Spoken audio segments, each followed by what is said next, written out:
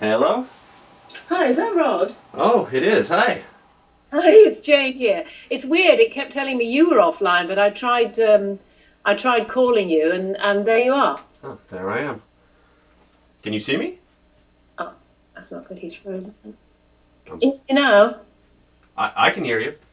good, good. I can hear you too. Great. We're here to talk about Mask of the Red Death, and tell me your recollections of it.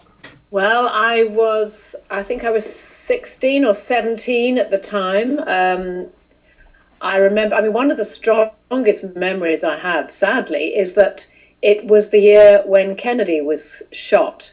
And of course, being very much an American production with an American star and an American director, the very famous, fabulous Roger Corman, everybody was extremely upset. I mean, not to say that we weren't devastated in the UK as well, but naturally, the American part of our production were, even more affected by it than we were. And I can remember the shocked silence on the set as we all stood and took it in. So that I have to say is one of my strongest memories, not surprisingly.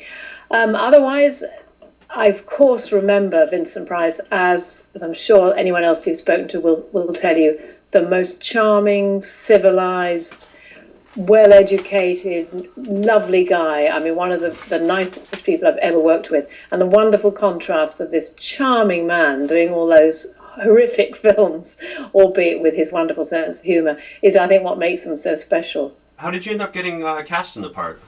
I can't specifically remember what Roger had seen me, and I know he'd seen me in a few things.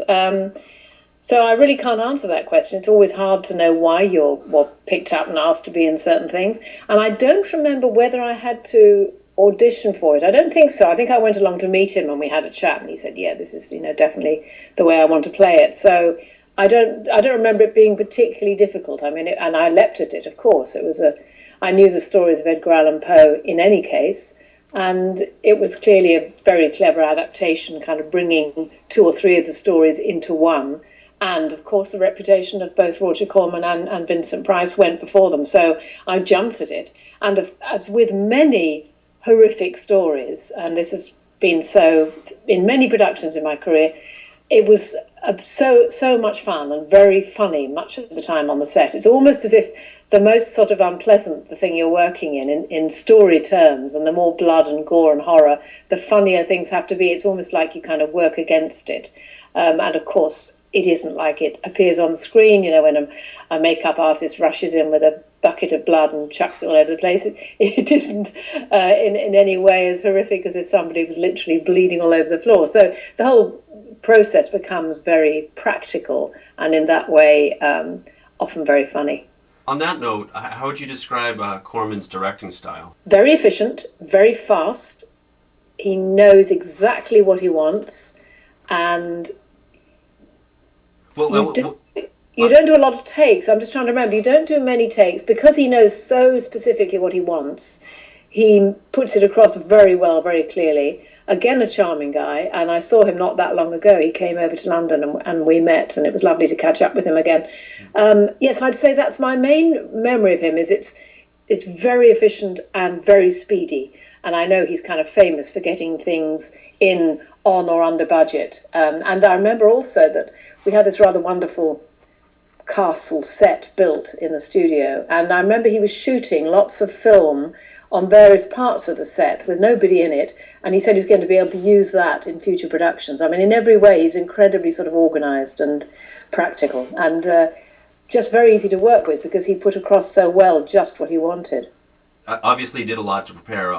Were there any specific kind of things that he did to help you prepare for your character? No, I don't think so. It's one of those wonderful, you learn your lines the night before, you turn up on the set, he tells you how he wants it, and you get on with it.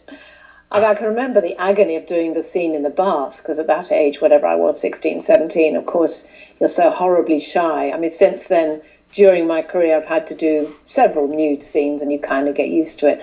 But at that age, it was all very agonizing. And I think I actually had little sticky things over my nipples, when I sat in the bath, because I was so shy. And Yeah. they kept floating off in the water and having to kind of push them back on again. So that I can remember that being really agonising, and the cameraman sort of sighing and looking a bit fed up with all this ridiculous modesty.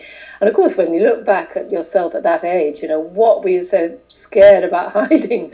If only one looked like that now, you know, we wouldn't be nearly as worried. But I can remember that very well. But my co-star, the young man who played my lover, an actor called David Weston, who I did 2 or 3 other things with, including playing to his Romeo at one stage, was absolutely sweet and charming, and I think we found it great fun to work together. Your father and your lover are being quartered in a warm and safe place.